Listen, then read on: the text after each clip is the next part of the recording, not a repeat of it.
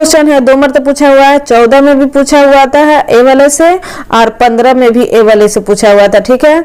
और 20 में भी ए वाले से पूछा हुआ था और 21 वाले में भी ए वाले से। ये मोस्ट इंपोर्टेंट है, आप लोग याद कर लीजिएगा, ठीक है।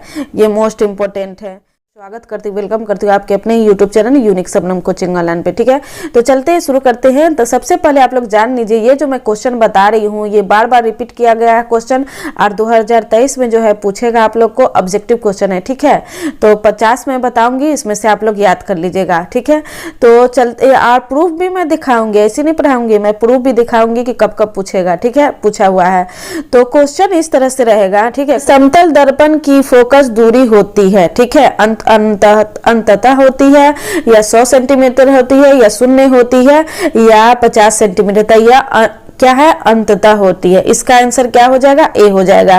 गोलीय दर्पण के प्रारक पृष्ठ की वृत्तकार सीमा रेखा का व्यास कहलाता है, ठीक है, व्यास कहलाता है। क्या कहलाता है, तो इसका आंसर हो जाएगा, ये 2022 में पूछा था, ठीक है, 2022 में। नहीं यकीन है तो ये प्रूफ भी देख लीजिए, ठीक है। तो 2022 में ये पूछा था क्वेश्चन पूछा था, ठीक है।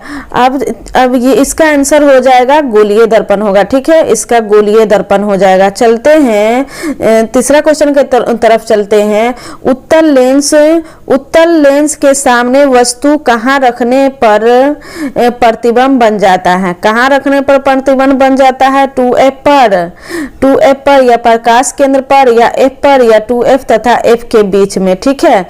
ये क्वेश्चन जो है 2015 में पूछा था, ठीक है, 2015 में पूछा है क्वेश्चन, ठीक है, ए हो जाएगा, ठीक है, इसका 2F पर होता है, ठीक है। पर उसके बाद लेंस की शक्ति, ठीक है,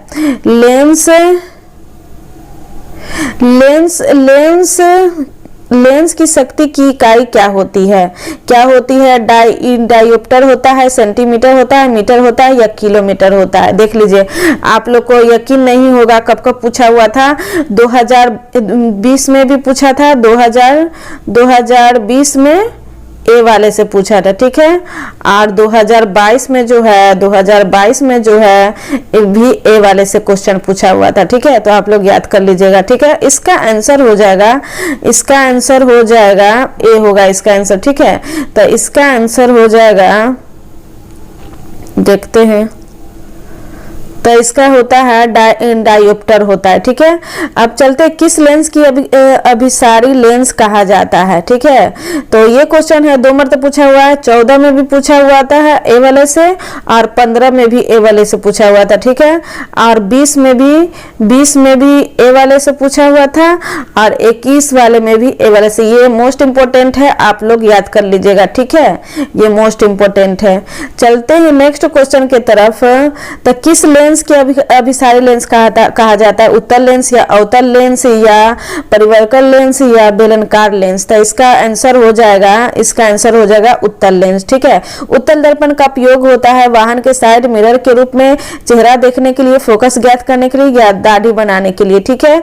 तो ये क्वेश्चन जो है 14 में सी वाले से पूछा था और 19 में जो है सी वाले से पूछा था, ठीक है। गाड़ी चलाता रहता है, वो अपना देखते रहता है, ठीक है, वही साइड मिरर को क्या, उत्तल लेंस कि किस लेंस की अभिसारी लेंस भी कहते हैं, तो उत्तल लेंस को कहा जाता है। दर्पण का उपयोग होता है, अब ये पूछा जाता है किस लेंस को अभिसारी लेंस कहा जाता है, तो ये उत्तल लेंस हो गया। उत्तल दर्पण का उपयोग होता है वाहन के साइड मिरर में, कहाँ होता है, तो वाहन के साइड मिरर में। किस लेंस की अभिसारी लेंस कहते हैं, तो उत्तल लेंस को कहते हैं। उसके बाद से चलते हैं, किस लेंस द्वारा वस्तु को अभियासी एवं अवर्ती प्रतिबिंब बनाने हेतु वस्तु की स्थिति कहाँ होनी चाहिए।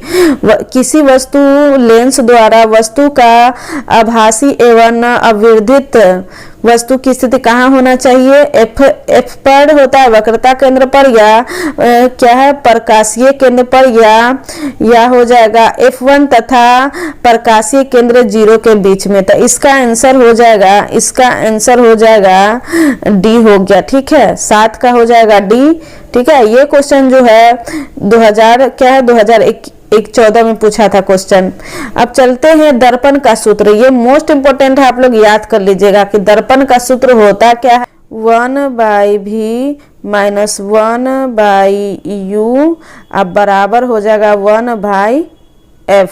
ठीक है, 1/f हो जाएगा। तो ये हो जाएगा किसका सूत्र, ये लेंस का सूत्र हो गया। ठीक है, लेंस का हो गया, हो जाएगा दर्पण में हो जाएगा प्लस। ठीक है, बस प्लस डाल लीजिएगा और हो जाएगा। पहले उत्तल लेंस की क्षमता ज्ञात करें। ठीक है, बताना है। ठीक है, 4 ऑप्शन रहेगा, ए होगा, बी होगा, सी होगा, डी होगा, माइनस 0.5 डी होगा। क्या होगा इसका आंसर, तो इसका आ जाएगा प्लस हो जाएगा 0.5। ठीक है, 0.5 हो जाएगा और डी हो जाएगा। ठीक है, ये हो गया आंसर। उसके बाद चलते हैं, उसके बाद किसी गोलीय दर्पण की फोकस दूरी 10 सेंटीमीटर है तो उसकी वक्रता त्रिज्या क्या हो गया, 15 सेंटीमीटर हो गया, 20 सेंटीमीटर होगा या 10 सेंटीमीटर हो गया या सी हो जाएगा। तो इसका आंसर हो जाएगा 20 सेंटीमीटर। ठीक है, 20 सेंटीमीटर हो गया। उसके चलते किसी गोलीय दर्पण तथा किसी पतले गोलीय लेंस दोनों की फोकस दूरी माइनस 15 सेंटीमीटर है। दर्पण तथा लेंस सभ्यता है, कौन है बताइए। 4 है, दर्पण अवतल लेंस या उत्तल लेंस है, दर्पण उत्तल लेंस या अवतल लेंस है, या दोनों अवतल लेंस है या दोनों है। तो इसका सही आंसर हो जाएगा दोनों अवतल लेंस है। ठीक है, किसी गोलीय दर्पण तथा किसी पतले गोलीय लेंस दोनों की फोकस दूरी, मतलब दोनों की फोकस दूरी क्या है, माइनस 15 सेंटीमीटर है। तो क्या होगा, दोनों जो हो गया अवतल लेंस हो जाएगा। अवतल दर्पण की फोकस दूरी होती है, ऋणात्मक होती है, धनात्मक होती है, ऋणात्मक धनात्मक होती है या शून्य होती है। तो इसका आंसर हो जाएगा ऋणात्मक होती है। ठीक है, इसका आंसर हो जाएगा ए, ऋणात्मक होती है। निम्न में किस लेंस की फोकस दूरी धनात्मक होती है, उत्तल लेंस की, अवतल लेंस की या समतल लेंस की, या इनमें से कोई नहीं। तो क्या होता है, धनात्मक हो जाएगा, क्या हो जाएगा उत्तल लेंस, और यहाँ पर हो जाएगा ऋणात्मक हो जाएगा अवतल लेंस, ऋणात्मक हो जाएगा अवतल लेंस और धनात्मक हो जाएगा उत्तल लेंस। उसके बाद से किसी अवतल दर्पण की फोकस दूरी f और उसके वक्रता त्रिज्या r है तो निम्नलिखित में कौन संबंध सही है, r बराबर f, a होगा, b होगा, c होगा, क्या होगा, तो इसका आंसर हो जाएगा b होगा। ठीक है, ये 2021 में ए वाले से पूछा था। ठीक है, यहाँ पर प्रूफ भी आप देख लीजिए, नहीं यकीन है तो हम जूम करके दिखा देते, ये है ना। अब चलते हैं नेक्स्ट क्वेश्चन की तरफ चलते हैं। अवतल दर्पण के सामने वस्तु को कहाँ रखा जाता है, कहाँ उल्टा, वास्तविक और समान आकार का बने। ठीक है, मतलब क्वेश्चन जो है देखिए, अवतल दर्पण के सामने वस्तु को कहाँ रखा जाए, उल्टा रखा जाता है या वास्तविक रखा जाता है या और समान रखा जाए या आकार का बने।